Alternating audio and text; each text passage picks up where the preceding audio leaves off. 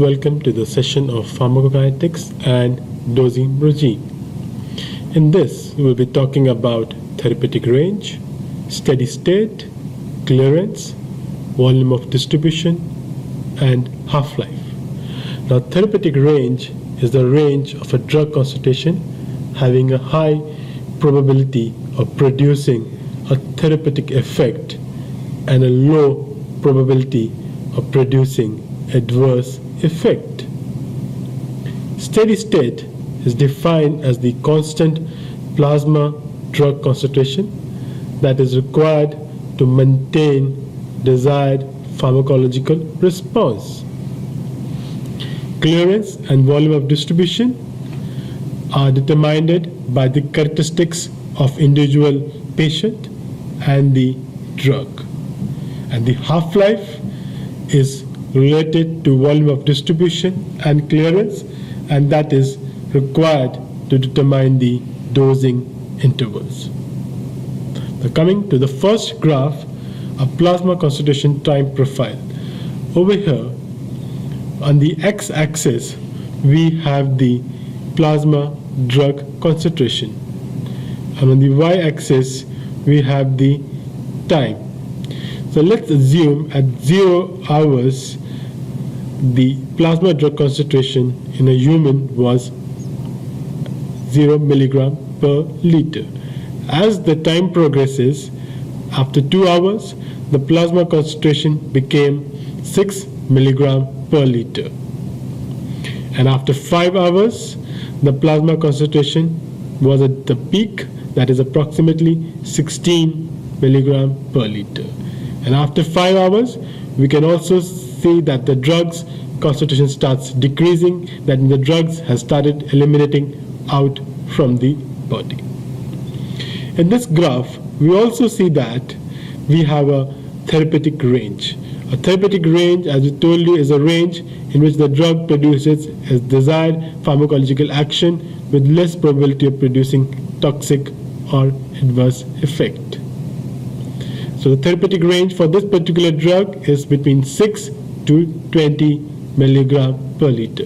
So anything beyond 20 milligram per liter, we're going to observe toxic effects of this particular drug.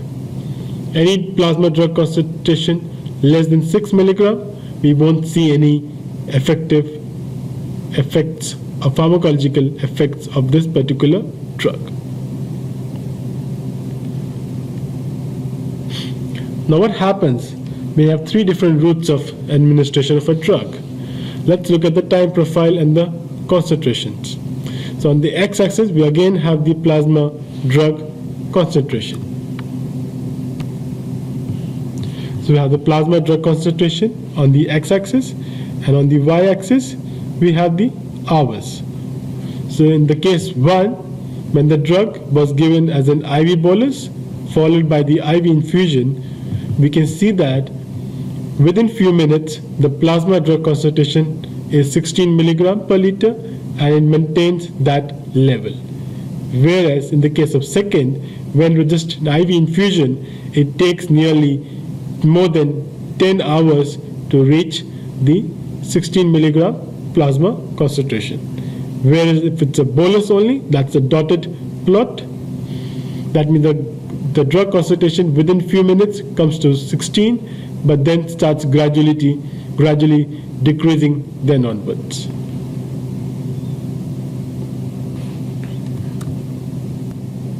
Shows us that depending upon the route of administration of a drug, how quickly a drug can reach its higher desired plasma drug concentration.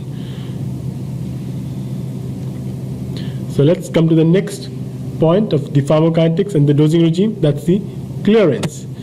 Now, clearance is defined as an ability of an individual organ, that is liver or a kidney, to eliminate the drug completely from the body. Now, systemic clearance is the volume of the blood being cleared irreversibly of drug per unit of time. Elimination rate is equals clearance into the plasma drug concentration. As the drug is continuously being administered, the rate of administration when it reaches the rate of elimination, we attain steady state. Now this steady state is helpful in determining the maintenance dose as well as the target plasma concentration.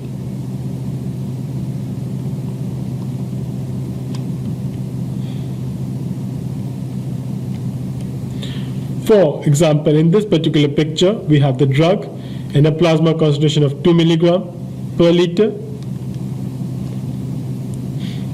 and then the drug molecule which is decreasing at a plasma at a rate of 24 milligram per hour.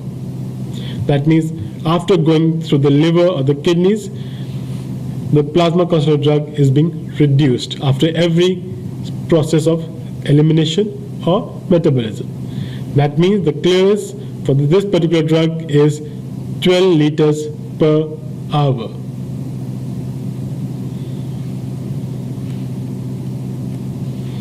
The volume of distribution is the amount in which the drug should be uniformly distributed to produce the observed concentration in the blood. The volume of distribution gives us an indication about accumulation of drug in the tissues. It's also a key determinant for half-life of the drug. It is important for determining the loading dose. The loading dose is the volume of distribution at steady state into the target plasma concentration for this particular drug. Next we have is the half-life. Now half-life is the indicator for how long the drug exerts its action. That is the amount of the time needed for the concentration of drug in plasma to become half. For example, if a drug has a half-life of 5 hours, it will take 5 hours for plasma concentration of 50 to become 25, and another 5 hours to become 12.5, and another 5 hours to become 6.25, and so forth. So if a drug has a greater half-life, the longer it stays in the body. For example, benzodiazepines. So what is the role of half-life? Why do we do that? Why do we measure that? Because it is helpful in determining the dosing intervals. Depending upon the rate of metabolism, elimination, volume of distribution, clearance, a drug which is slowly metabolized and eliminated have a longer half-life. So these factors come into picture when you are determining the dosing interval. That means a drug which is metabolized and eliminated slowly will have to be given maybe to the patient only once a day maybe. If the drug is highly metabolized and eliminated quickly from the body, then you might have to give the drug twice or thrice a daily. It also determines the duration of action. What is the time required to attain steady state concentration? For example, in the next graph, what we see over here is on the x-axis we have the plasma drug concentration, and on the y-axis we have the hours. So for example, for this particular drug, the half-life is 4 hours, right? The steady therapeutic range for this particular drug is from between 6 to 12 milligram per liter, right? It will only attain steady state once it reaches 12 milligram per liter concentration in the plasma. So at the 0 point of interval when the drug is given, after a few hours of giving the drug, it reaches the concentration of 6. But as we know the half-life is 4, it drops down to the 3.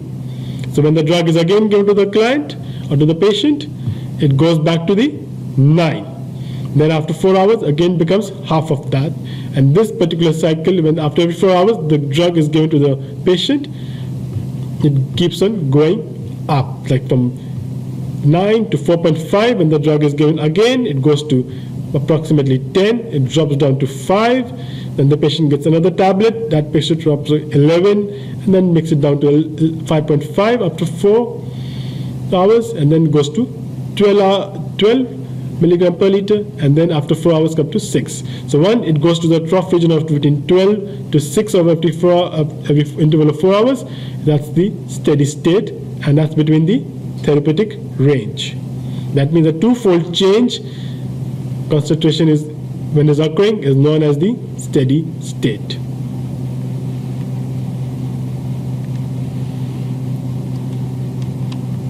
So how can this knowledge help us?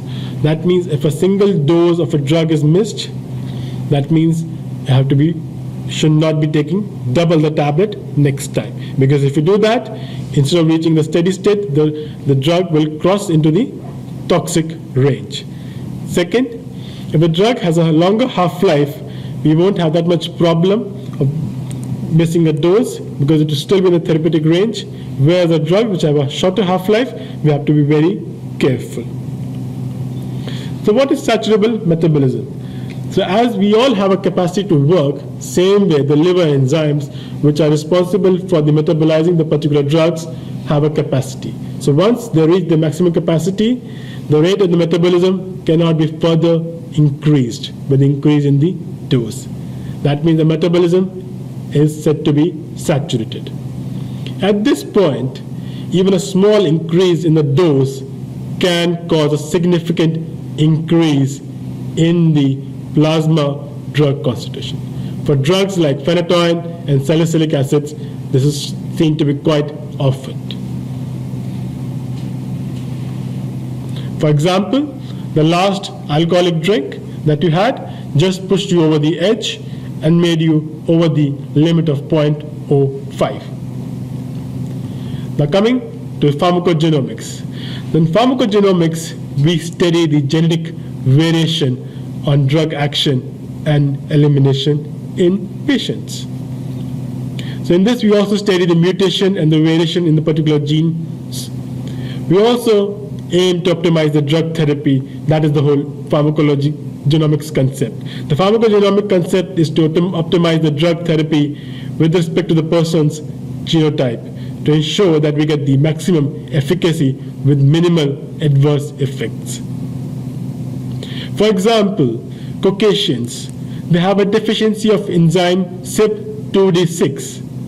Nearly 7 to 10% of Caucasians are deficient in CYP2D6, and nearly 1% of Asian population is deficient in CYP2D6 enzyme. Now, CYP2D6 enzyme plays a critical role in metabolism of drugs belonging to anti-anginals, anti-arrhythmetics, antidepressants, antipsychotics. So if a person of Caucasian and Asian background will show more adverse effects as compared to the person of non-Caucasian Asian. That means the greater variability in enzyme activity is obviously from the genetic factors. So we have to be very careful for that. The dosing regimes. So what do we get from what? So how much dose we need to give to the person initially? For that, we need to determine the volume of the distribution. How much dose should we give it to the person to attain that steady state? That has come from the clearance. What frequency of the dosing should be maintained? Like after how long should the person get it? Maybe after every 6 hours, after 8 hours? That will come from the half-life.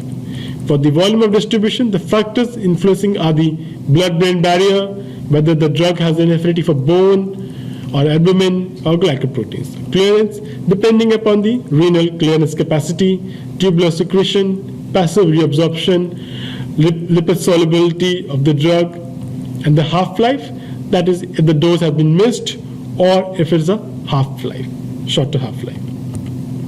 Now in pharmacodynamics and pharmacokinetics, I will recommend you to choose any of the drug or class of drugs, list the adverse drug reaction, and try to list the drug and drug interaction using the textbook on the basis of their pharmacokinetics when they're competing for the same absorption sites or protein binding sites, or they're competing for the same metabolism by the same enzyme, or whether there are different factors which are influencing the induction of or inhibition of enzyme.